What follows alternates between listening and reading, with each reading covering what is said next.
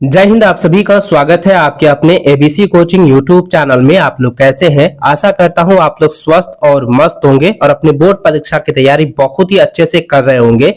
आज की इस वीडियो में कक्षा 11वीं इतिहास यानी हिस्ट्री के चैप्टर 5 बदलती हुई सांस्कृतिक परंपराएं के most important VBI objective question देखने वाले हैं, जो कि आपकी बोर्ड की परीक्षा के लिए बहुत ही महत्वपूर्ण है। तो सभी विद्यार्थी इस वीडियो में अंत तक बने रहेंगे। वीडियो में बताए गए हर एक क्वेश्चन को आप एग्जाम से पहले रिवीजन जरूर कर लीजिएगा। हो सके तो इसको अभी कॉपी में जो है नोट करते जाइए, ठीक है। और आप सभी से रिक्वेस्ट है कि चैनल को सब्सक्राइब करने के साथ बेल आइकन को प्रेस जरूर कर लें और वीडियो को लाइक करने के साथ साथ अपने सभी दोस्तों के साथ भी शेयर जरूर करते जाएंगे। तो चले दोस्तों, क्वेश्चन की ओर चलते हैं। देखिए, सबसे पहला जो प्रश्न यहाँ पे पूछा गया है कि पुनर्जागरण कालीन स्थापत्य का सर्वश्रेष्ठ उदाहरण रोम स्थित सेंट पीटर का गिरजाघर था। इसके निर्माण का श्रेय किस वास्तुविद को दिया जाता है? तो यहाँ पे देखिए किसे जो है श्रेय दिया गया है, तो माइकल एंजेलो को दिया गया है, ब्राम्ते को दिया गया है और रेफल को दिया गया है, यानी राफेल को दिया गया है। इसलिए इसका जो सही आंसर हो जाएगा इनमें से सभी। इनमें से जो तीनों ऑप्शन है ना, माइकल, ब्राम्ते और राफेल, ये तीनों जो है तीनों जो है वास्तुविद को जो है श्रेय दिया गया है। इसलिए इसका राइट आंसर होगा इनमें से सभी। ऑप्शन नंबर डी इसका राइट आंसर होगा। अगला सवाल है कि यूरोप में कुस्तुनतुनिया पर तुर्कों की विजय के समय से आधुनिक युग का आरंभ माना जाता है। तो आधुनिक युग का आरंभ माना जाता है 1453 ईस्वी में, ठीक है। तो ऑप्शन सी जो है इसका सही आंसर होगा।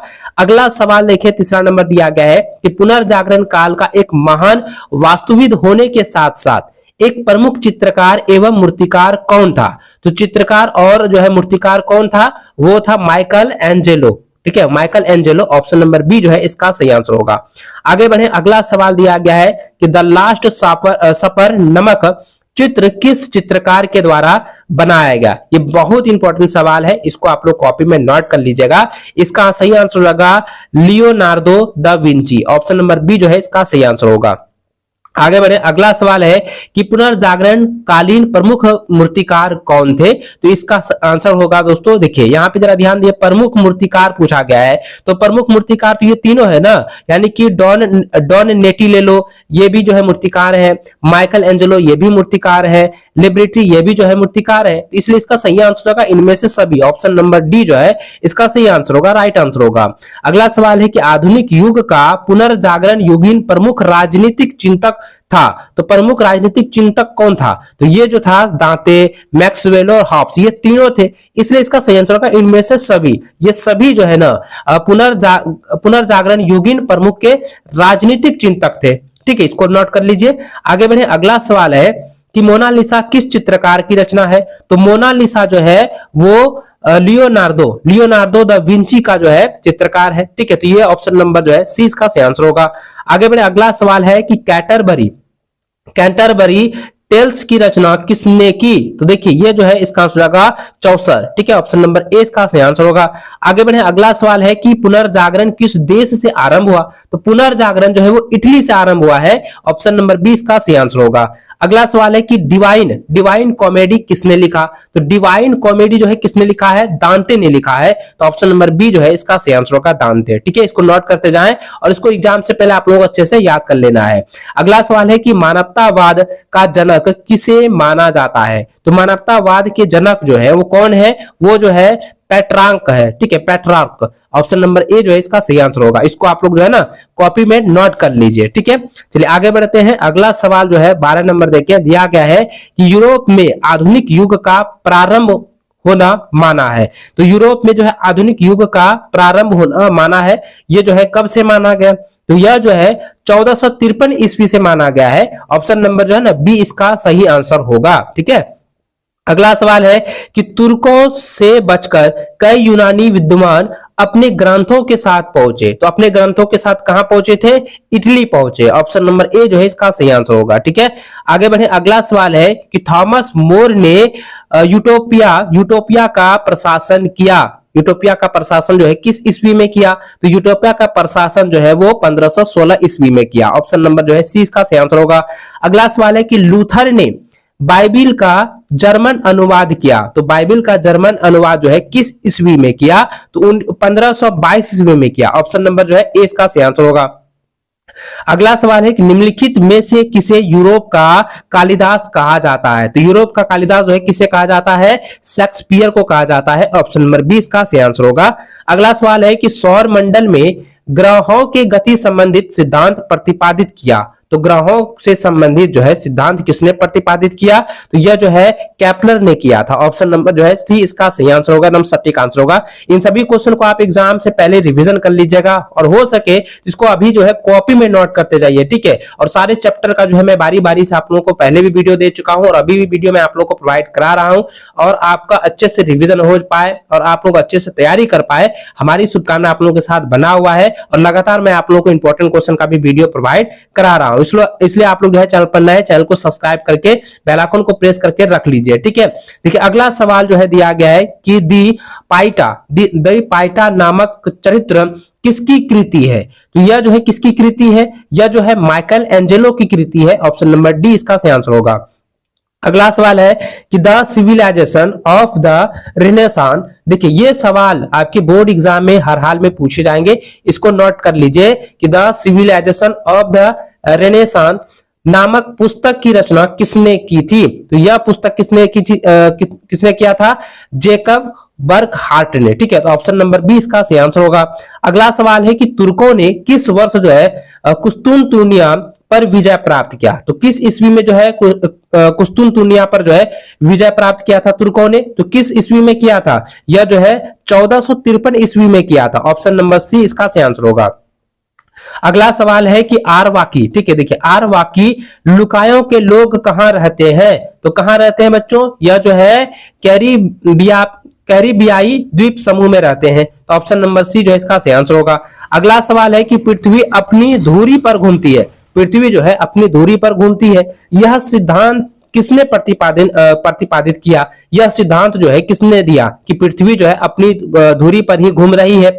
इसका जो सिद्धांत किसने दिया था? तो यह जो है सिद्धांत किसने दिया? यह जो है कॉपरनिकस ने दिया, ठीक है। कॉपरनिकस ने जो है यह सिद्धांत दिया कि पृथ्वी जो है अपनी ही धुरी पर घूमती है। आगे बढ़े, अगला सवाल है कि दिया है कि रेनेसां का शाब्दिक अर्थ क्या है? तो रेनेसां का शाब्दिक अर्थ क्या होता है? यह होता है पुनर्जन्म, ठीक है। रेनेसां का शाब्दिक अर्थ क्या होता है? पुनर्जन्म होता है। ऑप्शन बी इसका सही आंसर होगा। अगला सवाल है कि पुनर्जागरण सर्वप्रथम किस देश में आया? तो पुनर्जागरण सर्वप्रथम यानी सबसे पहले जो है किस देश में आया? तो यह जो है सबसे पहले इटली में आया। ऑप्शन नंबर जो है सी इसका सही आंसर होगा। अगला सवाल है कि 14वीं सदी के यूरोप के बारे में जानकारी के कौन से स्रोत हैं? तो जानकारी के कौन से स्रोत हैं? तो देखिए मूर्तियां, चित्र और मुद्रित पुस्तक, ये तीनों जो है जानकारी के स्रोत है, इसलिए इसका सही आंसर क्या था? उपयुक्त तो सभी हो जाएंगे। ऑप्शन नंबर डी जो है इसका सही आंसर होगा। अगला सवाल है कि नव जागरण की विशेषता इनमें से कौन सी है? तो नव जागरण की विशेषता जो है इनमें से कौन सी है? तो ये हो जाएगा आपका, ये हो जाएगा यथार्थवाद की ओर, मानववाद की ओर और तर्क की प्रधानता, ये तीनों जो है इसका सही आंसर होगा, इसलिए इसका सही आंसर होगा उपयुक्त तो सभी। ऑप्शन नंबर डी जो है इसका सही आंसर होगा। अगला सवाल है कि नव जागरण आंदोलन के प्रमुख केंद्र का नाम बताइए। तो प्रमुख केंद्र कौन कौन से हैं? तो वो जो है वो वेनिस है, फ्लोरेंस है और जेनेवा, ये तीनों है, इसलिए इसका सही आंसर होगा उपयुक्त तो सभी। ऑप्शन नंबर डी जो है इसका सही व सटीक आंसर होगा, ठीक है। आगे बढ़े, अगला सवाल है कि यूरोप में पुनर्जागरण से इनमें से क्या फायदा हुए? तो इनमें से क्या क्या फायदा हुए थे? तो मानवतावाद का प्रसार से मनुष्य के लिए साहित्य की रचनाएं तथा कलाकृतियां मुख्य विषय बन गई, ये जो है एक फायदा हुआ था। अंधविश्वास का अंत हुआ, ये भी फायदा हुआ था। और आधुनिक विचारों, विज्ञान तथा नए आविष्कारों का प्रसार हुआ, ये भी जो है फायदा हुआ था, इसलिए इसका सही आंसर का उपयुक्त तो सभी हो जाएंगे। यानी कि ऑप्शन नंबर डी जो है इसका सही आंसर होगा कि यूरोप में पुनर्जागरण में से में जो है इनमें से कौन सा फायदा हुआ था, ये सभी हो जाएंगे, तीनों ऑप्शन जो है सही होगा, ठीक है। चलिए आगे बढ़े, अगला सवाल है कि जैकब बर्कहार्ट किस विश्वविद्यालय में प्रसिद्ध इतिहासकार के रूप में जाने जाते थे? तो किस विश्वविद्यालय के प्रसिद्ध इतिहासकार थे? तो ये जो है ये थे स्विट्जरलैंड के बेसल विश्वविद्यालय, ठीक है, स्विट्जरलैंड के बेसल विश्वविद्यालय, ठीक है, इसको आप लोग नोट कर लीजिए, एग्जाम में इस बार आने वाले हैं। आगे बढ़े, अगला सवाल दोस्तों देख सकते हैं, दिया गया है कि लियोपोल्ड वान राके कौन था? लियोपोल्ड वान राके कौन था? तो यह कौन था? यह जो है जर्मन इतिहासकार थे। ठीक है, तो ये ऑप्शन नंबर बी जो है इसका सही आंसर होगा। अगला सवाल है कि जैकब वर्कहार्ड की प्रसिद्ध पुस्तक का नाम बताइए। यानी कि जैकब का जो है प्रसिद्ध यानी जो फेमस बुक है जो उन्होंने लिखा है उसका नाम क्या है? तो उसका नाम क्या है दोस्तों? उसका नाम है the civilisation of Reynolds in Italy. Option number जो है ना ए इसका सही व सटीक आंसर होगा। इसको आप लोग नोट कर लीजिए। आगे बढ़ते अगला सवाल है कि the civilisation of the Reynolds in Italy कब प्रकाशित हुई? तो देखिए ये कब प्रकाशित हुआ है? यह प्रकाशित हुआ है 1860 ईस्वी में। ठीक है, तो ऑप्शन नंबर 20 का सही आंसर होगा। अगला सवाल है कि पेटार्क को रोम में राजकवि की उपाधि कब दी गई? यानी किस ईस्वी में जो है उसे राजकवि की जो है उपाधि दी गई? तो इसका आंसर क्या हो जाएगा? इसका आंसर हो जाएगा 1341 ईस्वी। ऑप्शन नंबर ए इसका सही आंसर होगा। अगला सवाल है कि पेटार्क का अस्थायी निवास नगर कौन था? यानी कौन सा था? तो देखिए ये एग्जाम में कई बार रिपीट किया गया है। इसका आंसर होगा फ्लोरेंस। ठीक है, ऑप्शन नंबर बी जो है इसका सही आंसर होगा फ्लोरेंस। इसको नोट कर लीजिए। आगे बढ़े अगला सवाल जो है देख सकते दिया गया है कि 11वीं सदी में इटली में कौन सी विश्वविद्यालय विधि शास्त्र के अध्ययन के केंद्र थे? तो इसका आंसर होगा पांडवा और बोलाविया विश्वविद्यालय। ऑप्शन नंबर बी जो है इसका सही आंसर होगा। अगला सवाल है कि डिवाइन कॉमेडी के रचनाकार कौन है? तो देखिए अभी मैंने आपको बताया है। ठीक है, इसी वीडियो में मैंने आपको बताया है और 2 या 3 नंबर में ही ये सवाल पूछा गया है कि डिवाइन कॉमेडी के रचनाकार कौन है। तो ये कई बार आपके एग्जाम में भी पूछे जाते हैं, रिपीट किया जाता है और ये बार बार रिपीट होते रहता है। इसलिए इसको आप लोग ना नोट डाउन कर लीजिएगा कि डिवाइन कॉमेडी के रचनाकार कौन है। तो इसका आंसर होगा दांते। ठीक है, ऑप्शन नंबर 20 का सही आंसर होगा। अगला सवाल दिया गया है कि पुनर्जागरण काल में इटली का सबसे प्रसिद्ध वैदिक नगर कौन था? तो वैदिक नगर कौन था? तो ये वैदिक नगर था फ्लोरेंस। ठीक है, तो ऑप्शन नंबर ए इसका सही आंसर होगा। अगला सवाल है कि फ्लोरेंस की प्रसिद्धि में किन लोगों का हाथ था? यानी कि फ्लोरेंस की जो प्रसिद्धि हुई, जो फेमस हुआ, ये इसके पीछे जो है किन किन लोगों का हाथ था? तो इनके पीछे जो है किन लोगों का हाथ था? दांते और जोटो कलाकार का जो है हाथ था। ठीक है, तो ऑप्शन नंबर ए जो है इसका सही आंसर होगा। आगे बढ़े अगला सवाल दोस्तों दिया गया है कि जोटो ने किस प्रकार के चित्र बनाए? तो जोटो ने जो है वो जीते जागते रूप का चित्र बनाए। ऑप्शन नंबर बी जो है इसका सही आंसर होगा। अगला सवाल है कि किन शताब्दियों को अंधकार युग के नाम से जाना जाता है? तो यह जो है किस जो है युग को कहा जाता है? 5वीं और 9वीं सदी को ये अंधकार युग के नाम से जाना जाता है। ऑप्शन नंबर सी जो है इसका सही आंसर होगा। अगला सवाल 41 नंबर दिया गया है कि अरबी भाषा में प्लेटो को किस नाम से जाना जाता है? तो अरबी भाषा में प्लेटो को जो है किस नाम से कहा जाता है, किस नाम से जाना जाता है?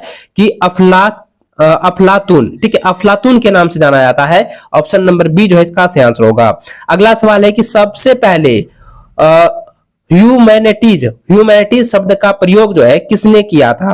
तो देखिए ह्यूमैनिटीज का शब्द का प्रयोग जो है किसने किया था? सिरसो ने किया। ऑप्शन नंबर जो है सिसरो ने किया था। ऑप्शन नंबर डी जो है इसका सही आंसर होगा। अगला सवाल है कि हकीमों का शाह किसे कहा जाता है? तो हकीमों का शाह जो है वो मॉन्टेग्यू को कहा जाता है। ठीक है, जो कि उपयुक्त में से कोई नहीं। यहाँ पे देखिए तो यहाँ पे ये वाला जो है यहाँ पे मॉन्टेग्यू का होगा, ये वाला यहाँ पे एक्स्ट्रा यहाँ पे ऐड किया गया है। ठीक है, तो यहाँ पे सिर्फ आपको याद रखना है मॉन्टेग्यू को जो है कहा गया है हकीमों के शाह को। ठीक है, इसको नोट डाउन कर लीजिए। चलिए आगे बढ़ते हैं। अगला सवाल जो है 44 नंबर देखिए दिया गया है कि द पाइटा व डेविड नामक प्रसिद्ध चित्रों का निर्माण किसने किया? तो प्रसिद्ध चित्रों का निर्माण किसने किया था? माइकल एंजेलो ने। ऑप्शन नंबर सी जो है इसका सही आंसर होगा। अगला सवाल है कि न्यू टेस्टामेंट क्या है? तो न्यू टेस्टामेंट जो है वो बाइबल का एक खंड है। ऑप्शन नंबर सी जो है इसका सही आंसर होगा। अगला सवाल है कि छापे खाना में सर्वप्रथम कौन सी पुस्तक छपी थी? और ये क्वेश्चन आपके एग्जाम में पूछे जाते हैं, इसको आप लोग नोट कर लीजिएगा। 46 नंबर बहुत इंपॉर्टेंट सवाल है। छापे खाना में सबसे पहले जो है बाइबल पुस्तक जो है छपी थी। ऑप्शन नंबर जो है 20 का आंसर होगा बाइबल।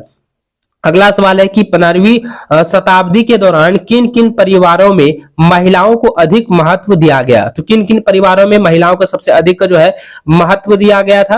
तो सबसे अधिक महत्व किसको दिया गया था? व्यापारियों को। ठीक है, व्यापारियों के महिलाओं को अधिक महत्व दिया गया। ऑप्शन नंबर जो है ए इसका सही व सटीक आंसर होगा। अगला सवाल देखें 48 नंबर दिया गया है कि ग्रेगोरियन कैलेंडर किस पोप द्वारा पेश किया गया था? किस पोप के द्वारा जो है पेश किया गया था? तो ये हो जाएगा ग्रेगरी 13, ठीक है, ग्रेगरी 13 के जो है पोप के रूप में पेश किया गया। ऑप्शन नंबर सी जो है इसका सही आंसर होगा। अगला सवाल है, यूरोप और चीन के बीच व्यापार की शुरुआत कब हुई? यूरोप और चीन के बीच जो है व्यापारिक संबंध जो है कब हुआ?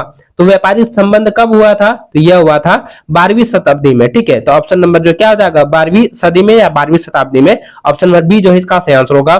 अगला सवाल है कि द प्रिंस नामक पुस्तक किसने लिखी? द प्रिंस नामक पुस्तक के रचनाकार कौन है?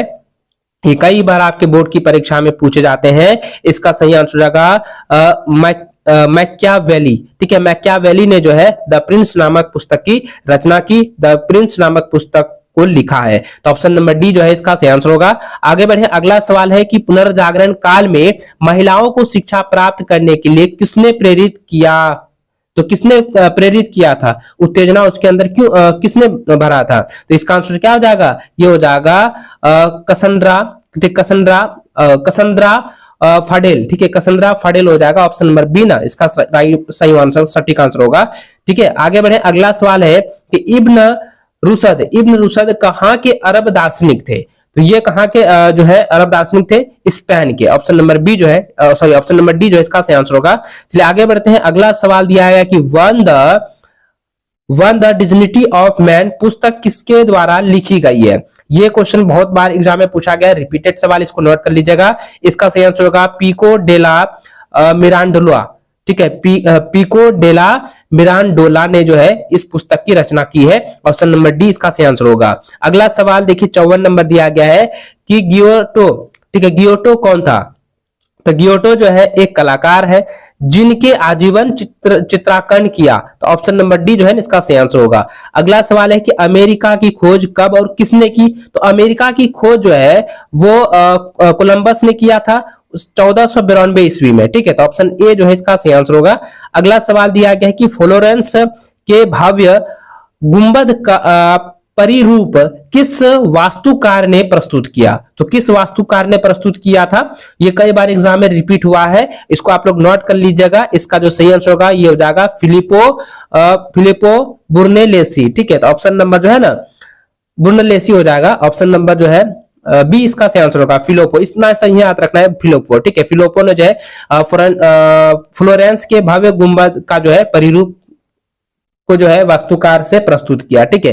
चलिए आगे बढ़ते हैं। अगला सवाल है कि दूरबीन का आविष्कार किसने किया? तो दूरबीन का जो आविष्कार है वो किसने किया था? गैलीलियो ने किया था। ऑप्शन नंबर सी जो है इसका सही आंसर होगा। अगला सवाल है कि गुरुत्वाकर्षण का सिद्धांत किसने दिया था? तो इसका सही आंसर होगा न्यूटन ने। तो न्यूटन ने जो है गुरुत्वाकर्षण का सिद्धांत को दिया है, ठीक है। ये तो आप लोगों को पता ही होगा। अगला सवाल है कि लंदन में रॉयल सोसाइटी की स्थापना कब हुई? तो लंदन में रॉयल सोसाइटी की स्थापना जो है 1660 ईस्वी में हुई, ठीक है। ऑप्शन नंबर 20 का सही आंसर होगा। अगला सवाल है कि मार्टिन लूथर ने किस नीति का प्रचार किया? तो मार्टिन लूथर ने सुधारवादी नीति का जो है प्रचार किया। ऑप्शन नंबर सी जो है सही और सटीक आंसर होगा। इसको आप लोग नोट डाउन करके इसको अच्छे से कॉपी में नोट कर लीजिए, ठीक है। इन सभी क्वेश्चन को आप लोग अच्छे से याद कर लीजिएगा। और दोस्तों मैंने जितने भी इस वीडियो में क्वेश्चन आप लोगों को बताए हैं, जितने भी मैंने आप लोगों को यहाँ पे क्वेश्चन दिए हैं, इन सभी क्वेश्चन को आप लोग जो है ना कॉपी में नोट कर लीजिए, ठीक है। इसको नोट कर लीजिए और एग्जाम से पहले आप लोगों को रिविजन कर लेना, और हो सके तो इसको आप लोग अच्छे से रट लीजिए, क्योंकि इसी में से बहुत सारे क्वेश्चन डायरेक्ट आपकी बोर्ड की परीक्षा में पूछे जाएंगे। चलिए दोस्तों मिलते हैं नेक्स्ट वीडियो में, तब तक जय हिंद, वंदे मातरम।